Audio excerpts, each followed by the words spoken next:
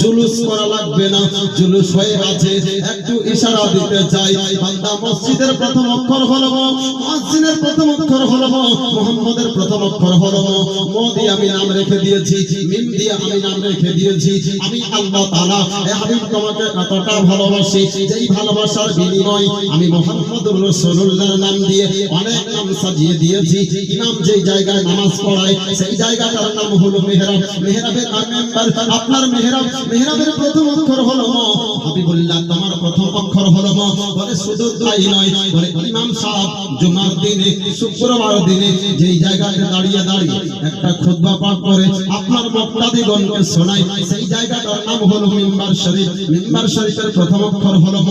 হাবিবুল্লাহ তোমার প্রথম অক্ষর হলো ম। বলে শুধু তাই নয়, পৃথিবীর জমিনের মুসলমানেরা ইমাম সাহেব দাঁড়িয়ে গেছে নামাজ পড়ানোর জন্য। যতগুলো ব্যক্তি আসবে, কেউ পাকিস্তান থেকে আসলো,